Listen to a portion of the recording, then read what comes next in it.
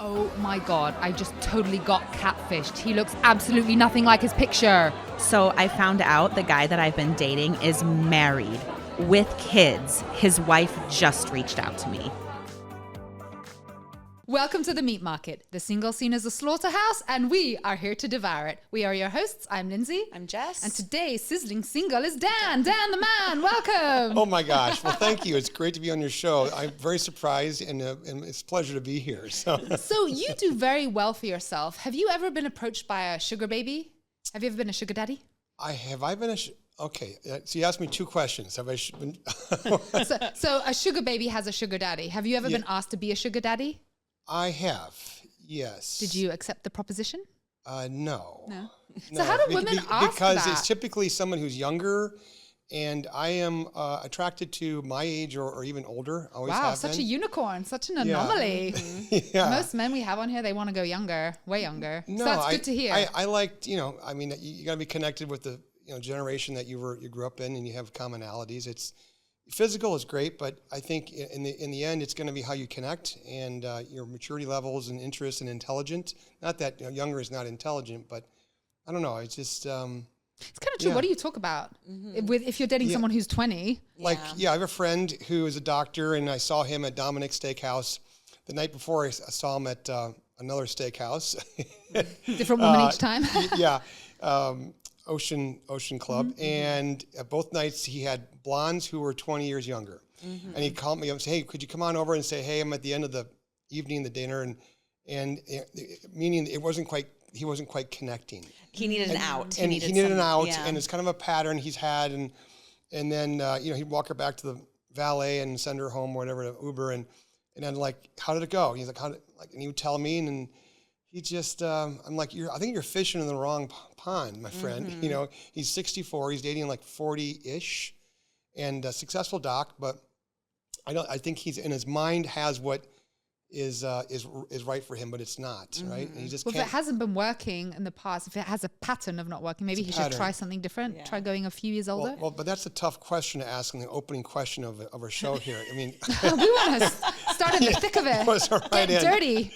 Exactly. Well, I mean, there is another podcast. Have you heard the Tales of a Sugar Daddy from my studio? Mm-hmm. Yeah, and he's a sugar daddy guy, and he's talks about a lot of interesting stories on the show. It's but I just find that it's kind of shallow. Yeah. If you're focused on that, and they see you as just an out, you got to make sure you resonate with the right person at the right time, and. So, and you want to be able to share experiences, right, with the person that you're with, and rather than just be the cash cow, yes, right? Yeah.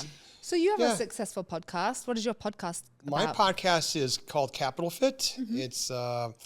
It deals with your wealth and your health and innovation and collaboration.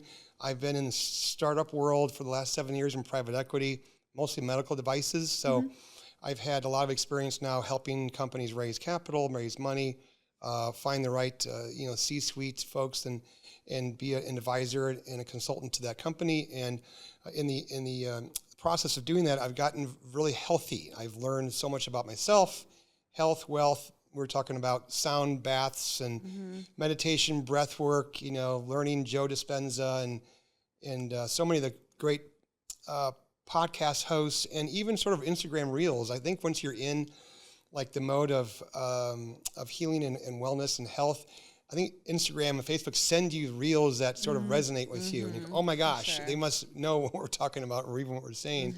And so there's been this elevation of knowledge, and just talking to practitioners, naturopath doctors, cardiologists who used to be in big like Mayo, and now they have their own practice as a concierge doc. And why did you do that? So there's a big move and a transformation, I think, and an awakening of knowledge of what's right, our food, and of course what's going on with metabolic health and glucose and their food system and all that. I think there's an awakening of all that. So I've been to this intersection of helping companies, but at the same time learning about what's right for Dan. I feel like I've never felt better and been more grounded and articulate. Podcasts help great too, by the way. You got to sit there and stay focused for an hour, and it's really kind of a talent, and that you have to work on. And so it's been a lot of fun to have all these guests, 92 guests, including my daughter. Episode number 43. She graduated magna cum laude from ASU Pre-Med, but last year she was on my show to talk about balance, work life, fun, school. She was an intern at a physician's assistant's office, and she just is the most grounded 23-year-old you ever met. How many kids do you have? 3 kids. Yeah, my daughter, my youngest Emma, was on my podcast, and then my oldest Lauren is, and my son's in the middle, and they all live downtown Phoenix in the high rises, and my son is building tiny homes in Goodyear. My oldest is helping people with their life insurance needs. Oh, nice. She's the closer. Nice. And very nice. Listening to me talk to clients for 28 years as a financial advisor, she picked up on it. So you were married before? I was married before, yes. And how long have you been divorced for? Has it been a while? It's been a while, yeah, over 14 years or so. And how's 15. dating been since? Are you on the dating apps? I am not. I ran into a relationship coach in 2010, 11. I just had my divorce finalized, and she shows up at an event and says, "You'd be great client of mine because you really need to learn about the law of attraction." Mm-hmm. And she kind of sensed I was kind of down, right? And of course, 2008, 9 wasn't really great for a lot of folks, and there was transition in my financial planning business, and I just opened my new office, signed a 5-year lease, and hired 2 people right at the time. So I got through it, but she kind of helped me change my mindset to project attractiveness and positivity to attract those kinds of people in your life. And she really kind of turned me on to that. And then Mark Hyman, Dr. Hyman, I was like 20 pounds overweight, depressed, and I found, I don't know where I found him, but I followed his broth diet, and for 2 weeks did that and lost weight and started, just getting healthy again, right? Mm-hmm. And then it just kind of evolved from there, and then I met through her network of ladies that she had and candidates that she thought would be a good fit for me, and found one that was a great fit. And after dating probably 10, 12, and they were all curated, and a great way to go for people, by the way. The dating apps, I find, you find folks that are just kind of on the surface, and they kind of pretend, and it's just, you're trying to find them rather than the universe kind of sending them to you. I think there's really, you gotta be patient, you gotta know what you want, and then kind of articulate. There's Mark Victor Hansen wrote a book. He's the guy that Chicken Soup of the Soul here. His book talked about when he found his wife, Crystal. A very wise gentleman and articulate and speaker and book writer. And he says the book that was written by Mitzi Perdue wrote a book about him, the Perdue family, and wrote about his life. And in there was an article or a chapter about how he found Crystal. He was very intentional, wrote down 250 characteristics of what his perfect match would be. He did. 2 weeks later, he's speaking. He's out there. He sees a beautiful looking woman out in the audience, and sure enough, in a week he invited her to a VIP event, and then that's the rest of the story. And did she have all 250 of the things on his checklist? Pretty much. Yeah. What is on that list? It's a long list. So, do you have a list? Do you have a checklist? I do, and it's in my head, but I've written it down. But you just kind of know, right, when you meet with people. And so, what are you looking for? Describe your ideal partner. Well, I think someone you connect with. I think that instantly when you connect with somebody. Mm-hmm. It has to be forced, and there's a resonance. There's some chemistry. Mm-hmm. Of course, there's attractiveness, and then it kind of builds from there. And then you just you try to present your authentic self and not pretend, but so many folks pretend, and so that's the hard part of trying to find the right person, because they have in their mind what they think is the right guy, and sometimes you don't check the boxes, and so. What are your deal breakers? Deal breakers is deal breakers would be in terms of smoking. Yes, I say smoking for sure. Smoking, not having a spiritual side to them, or practice some kind of practice there, and like self-improvement. Yes, yes, and that they're just kind of looking for someone to sort of fill their void. Mm-hmm. You kind of get a sense of that when you first meet, but So you don't want any more kids, and you've been snipped, but you've had multiple women try to get you to reverse that, right? Well, I've had a couple, Yes. And were you like, hell no? Or were you slightly on the fence? Well, there was one, yes, I thought about it, and then my buddy had just gotten reversal, and he had a baby boy, and this was 12 years ago, and I've always had lots of energy, so I thought, what the heck, and but I just in the end didn't go there, and that really impacted the relationship, because that's what she really wanted, and it didn't kind of survive that. Mm-hmm. Does she have kids now? No go. She has one child. Yes. And I always see those funny videos of it's like what it would be like having a kid at 40 or after 40, and it's like the grandpa walking up to high school graduation or kindergarten drop off or whatever. It's just and then pretty soon you're the talk of the school, and all the other moms and dads are talking about you because you're the old.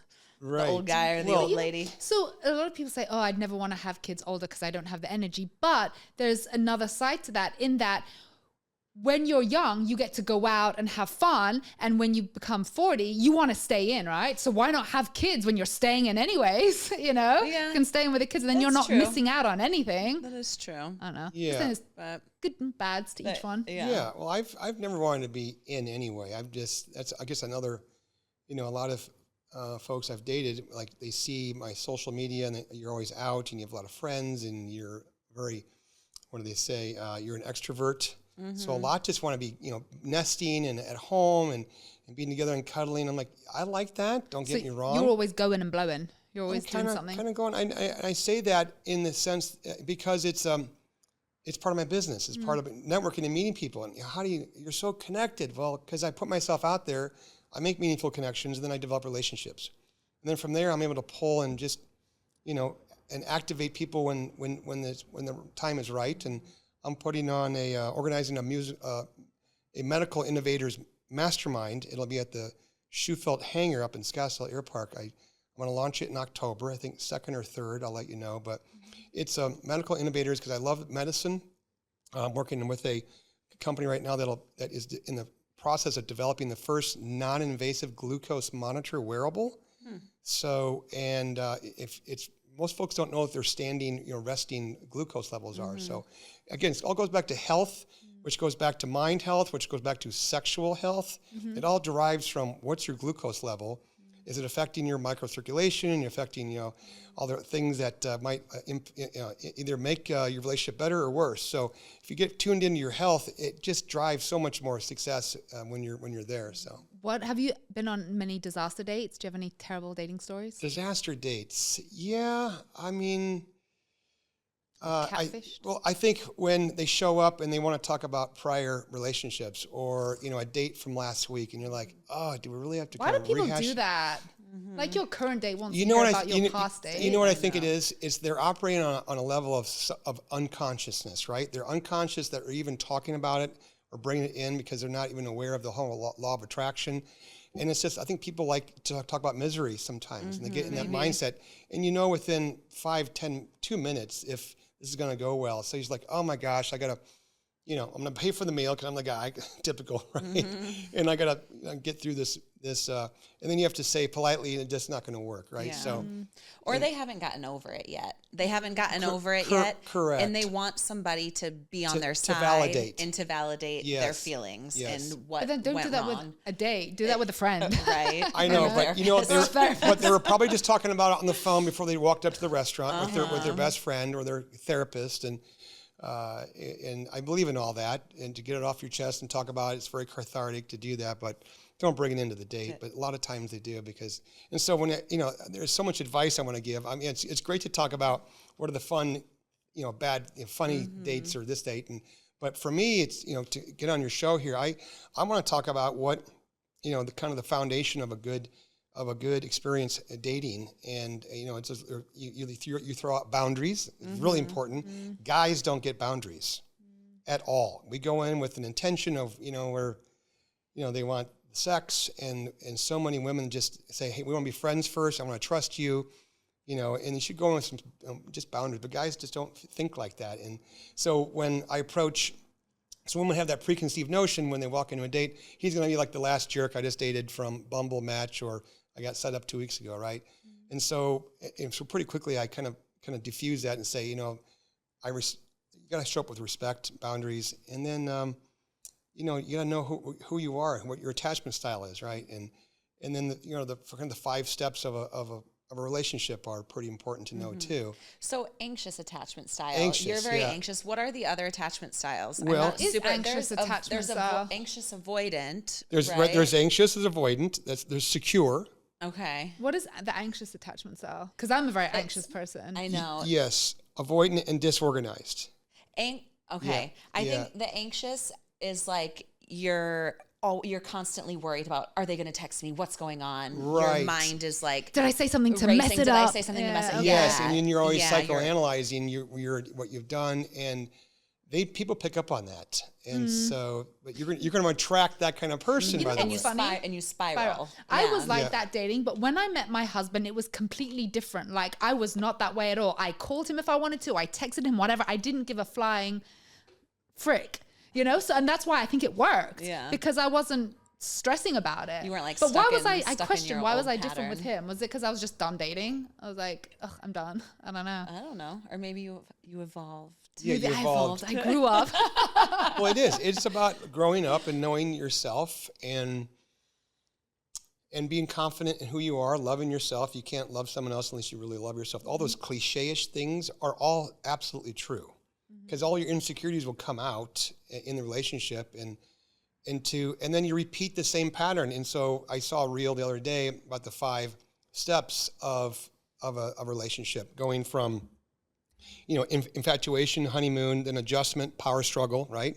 How many dates that you don't get past the power struggle, right? And then you go back to the next person with the same 1, 2, so you never move on. Then you have stability, acceptance, which is really important to say, this is who I really am. These are my issues, or my, you finally meet the kids, and one kid's not quite there. Like, oh my gosh, am I going to live with this person now, with this particular child that has issues? Then you go stability, and then commitment. So the problem is I've been engaged twice, and they were both great ladies and still are, but it was the blending of them and my children that really didn't quite work. And it's hard to go through this, because I got to the stability commitment part, and did I ask my kids, say, hey, what do you think of so-and-so? Do you think I should marry her, right? And I never gave them that, that ability to say yes or no. I just said, hey, This is happening. this is basically. happening. And and so I didn't, and my 2 daughters and I are really close. We don't see much a lot, but I think there's a little tension still there of not having them Their get input. Yeah. How long should the honeymoon stage last?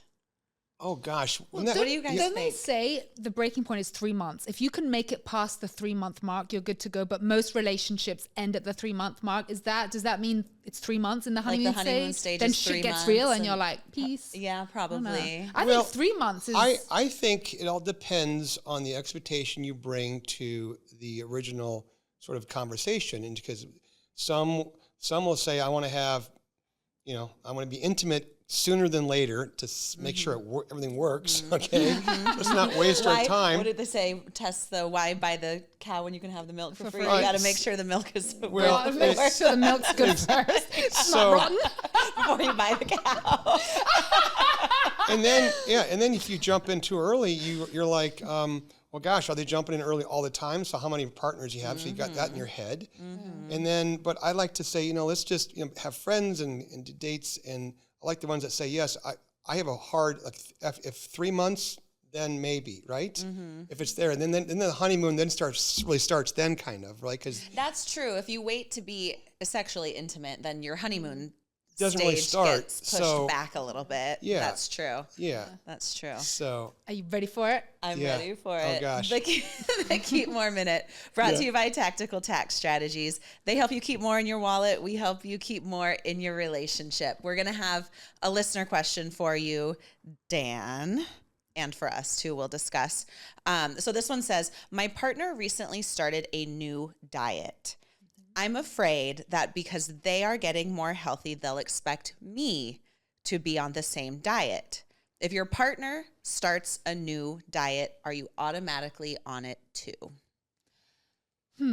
That's a tough one, because I've heard of couples that, like, they're both very social drinkers and one stops, the other doesn't. And that creates major issues in the relationship. Yes. When one's sober and one's not, that can ruin the relationship. But diet, I don't know. I think that's part of the diet, though, because you usually quit drinking because you want to be clear, more focused, more not tired, not high lows.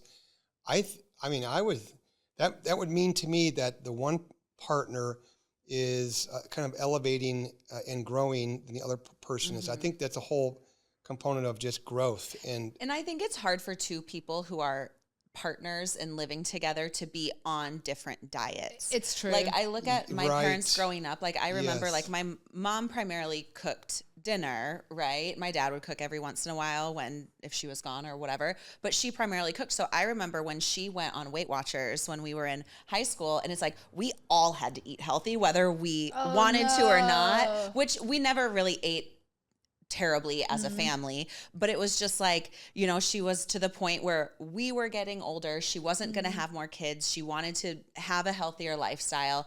And so that was sort of the fad thing to do back then. And so it was like by osmosis, we were all on the diet, including my dad. And I remember she would get frustrated because my dad didn't have to do anything except eat the food that she made, and he lost the weight and she had to work so hard. You know, she had to do the exercise in addition and all of that kind of stuff. So I do think it is. And it's tough. Like when we go out, we like to eat family style, get a few things and share. So you kind of have to be on the same diet at that point. Yeah. Yeah. And to be supportive of them. You don't want to be eating a Big Mac in front of them if they're not allowed. That's kind of cruel.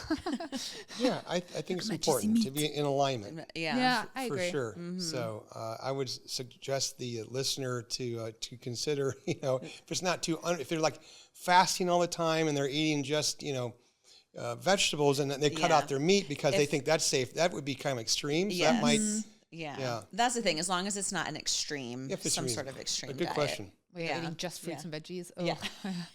So we're going to discuss another Reddit thread. The question was confusing compliments that you have received, actual compliments people have received that have confused them. So like I remember one person once said to me, "You have really nice big teeth." Is that a compliment to have big teeth? That's not a compliment, right? Do I have big teeth? Did they? Maybe they found big teeth attractive. I don't know. Like so, like, so what? they're like backhanded compliments. Backhanded compliments, yeah. Yeah. Someone was like, "You look like you read a lot." I mean, does that mean that you look like a nerd? Yeah, because I read a lot. Yeah. I read That's every good. day, but I don't feel like I look like I read Right? a lot. I don't know. What does someone who I reads know a lot that look exactly. like? You have such asymmetrical ears. So random. You've had those? These are actual Yes. compliments that people have had that just responded to the thread. Oh my gosh. You remind me of my aunt, but in a hot way. Oh, okay. Oh God. You act dumb, but you're really smart. I know a lot of women that do that. Like Paris Hilton, remember how she used to talk with that really? Yeah. But she's come out and said, like, she's like, I know when to play stupid. Yeah. Which I guess is a smart thing to do, right? Because Kim Kardashian, I think, does the same thing. She does, Like, yeah. because she's intelligent. Like, if you look at the business, just the business side of her empire. You know, people or whatever. slam the Kardashians, but they do a fantastic job of marketing themselves. I mean, what season are they on of the show? Like, they're still going, and they do such a good job. Look at Kylie Jenner's makeup business, made her a billionaire. Chloe's businesses, like, they know how to be successful. Yeah. Is that them or their mother? Isn't nobody Kris works Jenner? harder than Kris Jenner. Right, yeah. And you, this is funny. You look like Post Malone. Someone said this thread is for compliments only. But you know, did you see him in that music video with Taylor Swift where they took his tattoos off? He's actually really handsome. Really? It's just did they cover them with makeup? Or I was think it or like AI, but he's actually a good-looking So guy. I'm curious to find out how you felt when they gave you those compliments. Did you feel like it was backhanded? How did you feel when they something said about that? My your teeth? teeth. Yeah. I was confused. I was like trying to think what? Because I was just confused. You told me something that someone a compliment. I don't know if it was a compliment, but about talking with your hands a lot. Yes. They felt that was kind of flamboyant and not heterosexual. It's like their friends, I think, commented because they saw me on I'll do like little reels after the podcast to kind of promote it. And I talk with my hands. She probably just give me Isn't advice. that like a European thing? Like a lot of Europeans do that. Well, I don't know feel. if I'm from Irish, French, and England, but still, I have to agree because it's very distracting. And I was in Toastmasters for a long, long time. And you learn to put your hands on the lectern or just in front of you and talk. And you watch TED Talk and they're doing this, it is distracting. So I appreciate the feedback, but at the same time, I think it's when you're standing there like this, that's distracting to me. Well, true. Yeah. But it was just probably too much. And it was, I don't know if it was a joke but it was like, okay, I should probably take the advice because if that's their feedback and her friends were saying, hey, is he, you know, he's like too clean cut and he's got his hands always going. Is he really like girls, women? I'm like, yeah. Some other compliments people have received. You have nice ankles. You have a huge head, but it's not ugly. It looks nice. I guess you can have a huge head, but a good looking head. Yeah, you can. You have the face that I can make on Sims. You look so German. That to me is not a compliment. Because don't Germans look very severe and very angry all the time? They're intense. Don't they always seem so like intense and I don't know. You're the way that you do the German impression, yeah. I'm sure they don't talk like that. You're the perfect amount of muscles covered in fat. Oh. You know what's funny is one of my friends actually one time said to me, you're skinny, but you're skinny fat. Skinny fat, So what is that? Like you're skinny, but you still have flab, like you don't work out? Yeah, like you're skinny, but you can tell that you're not fit. Like that you're not physically fit. She told me that and I actually was offended with that one. That is rude. That is something rude to She was say. my best friend at the time. Whatever. So this is weird. My gynecologist told me I had a very pretty cervix. That's kind of weird, isn't it? I think I'd be looking for a different gyno. I think I would be too. That's a boundary issue. Well, because you're in a very vulnerable position, and then you've got someone down there commenting on your cervix. It's like she's hitting on you via your cervix. Wow. There's a couple of doctor ones. I had a colonoscopy and had to do an enema before the procedure, and the doctor mid-procedure asked me if I did the enema myself because she said it was one of the best she's ever seen. Well, and people do coffee enemas. I would dated a gal that did that, so she wanted to cleans out because I guess it pulls out your toxins too, right? I've heard that's really good for you. But I didn't know about that. It was like 5 years ago. I'm like, you're doing what? Well, now I know. That's a thing, right? Yeah, because stuff I've never heard of that. Stuff can stick up there and stay there for years. Yes. So it pulls it all out. Yeah. Yeah. My dentist keeps commenting on how strong my tongue is. Again, like that's kind of weird. Is it a male dentist commenting on a female's tongue? I feel like that's a borderline HR violation. Pretty much. That's almost like an imitation. Hey, let's go see. I think he's kind of baiting out. You see how strong it really is. Yeah, exactly. Right? Exactly. Want me to show you? You're the only person I know who looks better with your glasses on. Someone said that to me before, and I took that as an insult. Like, I would okay, too. so like my face is ugly and the glasses cover them up, you know? That's kind of a mean compliment. You look like this is hilarious. You look like you're going to smell bad, but you don't. You smell amazing. That is crazy. That's right? a real, I can't believe that. I was peeing at the airport and the guy next to me said, nice flow. Oh God. Oh my God. That's hilarious. I actually had No way. That reminds me, I had someone compliment. Well, I don't know if it was a compliment, but it was similar. I shouldn't even say this on here because it's so inappropriate. Say it. You have to because now I want to know. So I was peeing. I was going to the bathroom, and I was at a friend's house, right? And so like the door was not closed totally all the way, and it was a gay friend of mine, and he was like, I heard that when your pee flow is really strong, it means you have a tight vagina. And I was like, wait, what? Where did you hear that? I don't think the two things correlate with each other. But I was like, but thanks. So he's messaging one straight friend, hey, come over. Just has a really tight vagina. That's funny. You have the chin of a politician. You look like a sensual Mr. Rogers. You're cute, but not in an attractive way. That is not a compliment at all, right? No. You're cute, but not in an attractive way. Maybe like a little kid way. I don't know. Well, that's creepy though. That is creepy. That's you didn't very ask creepy. to clarify these? You just accepted it? It was these. No, so these are on a Reddit thread. It's Oh, on internet. yeah. So people wrote what the compliments they've received. Got it. So these aren't things I've heard. You have Some of them are. Some of them are. Yeah, actually, a few of them. You have news anchor eyebrows. You're someone you're someone I'd want to see right before I die. You look like you're going to be a hot older woman. Just a few more. I like your shirts. They look comfy and easy to wear. You're actually quite handsome, but I don't know why. You look like a mercat, but in a good way. A mercat. Mercat. You have pretty eyes. I dig the crow's feet.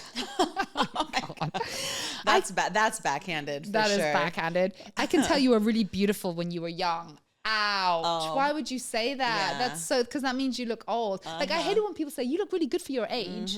Like, that means you're old. I know. Like, we were at Maya one time, because I think I told you this story. We had one of our favorite DJs was playing there, and it's all 20-year-olds. And here we are in our 40s, and we did a shot to being the oldest ones at the bar. Cheers to being 40. And some guy came up to us and was like, did I just hear you say you were 40? You're really hot for being so old. Like, fuck. But we were so old in that club. Like, thanks a lot.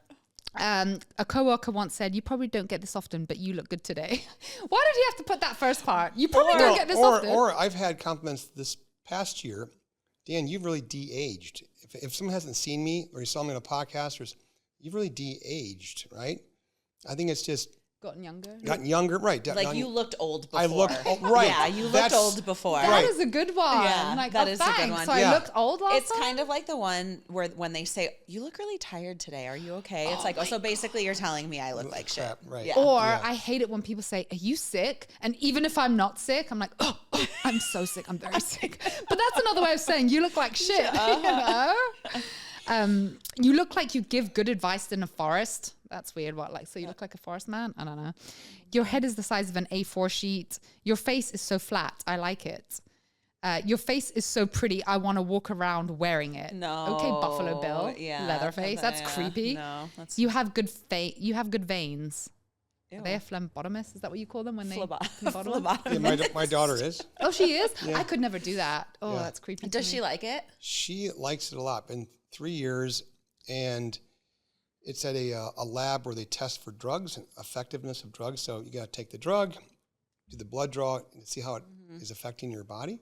So she'll have 90 patients. And there was one time where a patient fainted. The manager didn't know what to do. My daughter shows up, and I guess it's all the crazy, at home back in the day, or she just she likes exciting things, but she's calm. We ski a lot, and she's a speed demon, so she's used to kind of being calm in front of chaos. So I was so proud of her for that reaction. Now she's being promoted and for manager after 3 years. And another time, if one of the technicians can't draw blood, they grab Emma. So she's channeling my mother, That's good. who is a lab technician and very much in that same kind of realm of a difficult patient, give it to Patty, right?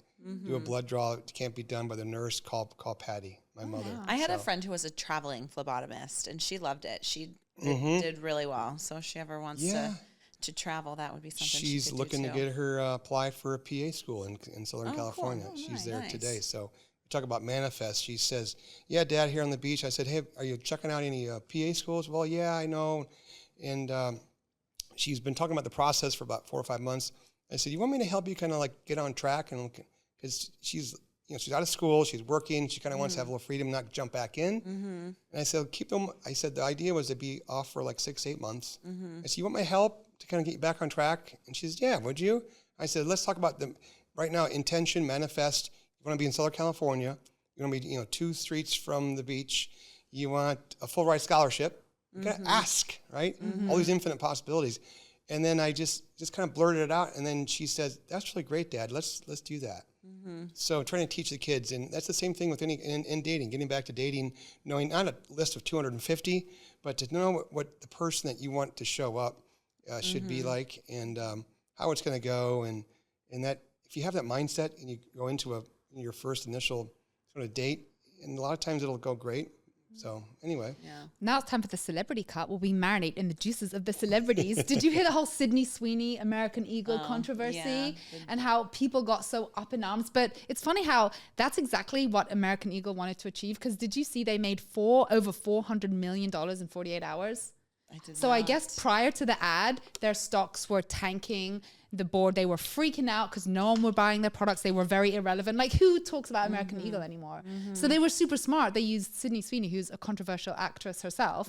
Did you see the tagline? No. Sydney Sweeney has good genes, and she's wearing jeans. Wow. But people thought it was, white supremacist and Nazi propaganda because she has blonde hair, she has blue eyes. Oh, so But they it was just a used play on- Mm-hmm.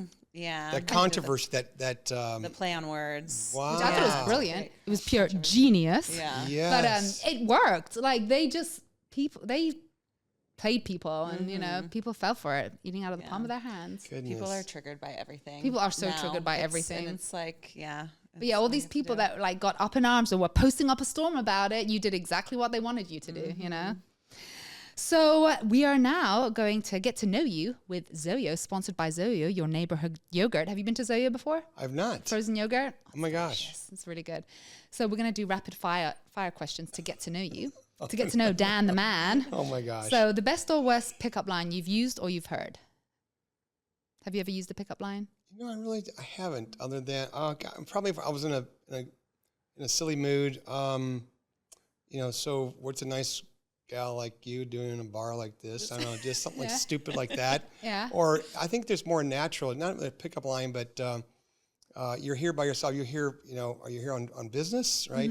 Usually in a business setting bar, and that usually is like, I'm here for business. You kind of tell. That's a good though, because it strikes up a conversation. It's Yeah, like a natural I don't. question. So I don't have to have my point is, I don't necessarily have to have a pickup line because I kind of know if I see something for reading a book. Oh, you like that author?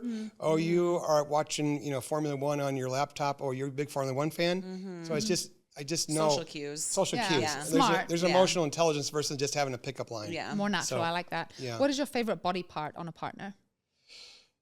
Oh gosh, body part. Their heart. A heart. Oh, that's a good answer. What gives you the ick? Gives me the ick. Well, I would say what gives me the ick? Probably not well-kept teeth. That is such a turn I am off. a teeth. I am with you on that one. Yeah, Yep. I mean, Deal breaker. I took care of 3 kids' teeth. I mean, every dentist, just about, and orthodontist, so it was like really important to me. Yeah. Is watching porn considered cheating? Yes. Before you're intimate, is it appropriate to ask your date how many people you've been with? Yes, and it's appropriate to actually have a test done, by the way. It's appropriate? Oh, yeah. Yeah, Okay. Is it acceptable to have sex on a first date? Not if you want a long-term relationship. That's what they say. They say if you want a long-term relationship, you never should. Yeah. Should you disclose mental health issues early in a relationship? Not necessarily. I think it's because you're trying to be friends and explore and just find commonality. You don't want to torpedo sort of that because they may find that, you have it, but maybe they have a sibling or a parent that had it so they can understand. But to do it up front like that in the beginning, I think doesn't help kind of build trust. No, I don't know. It's just me. I mean, why? Yes, I'm sorry. I'm schizophrenic, and And so am I. And so am I. Yes. Yeah. Well, thank you so much for joining us this week on the Meat Market, and thank you so much. If you want to go on a date with Dan the Man, go to any of our social media platforms at Meat Market Podcast. And thank you to our sponsor, Tactical Tax Strategies. If you want to keep more of your own money in your own pocket, you need to go to Tactical Tax Strategies. We'll see you next week at the Meat Market. Oh my God, I just totally got catfished. He looks absolutely nothing like his picture. So I found out the guy that I've been dating is married with kids. His wife just reached out to me.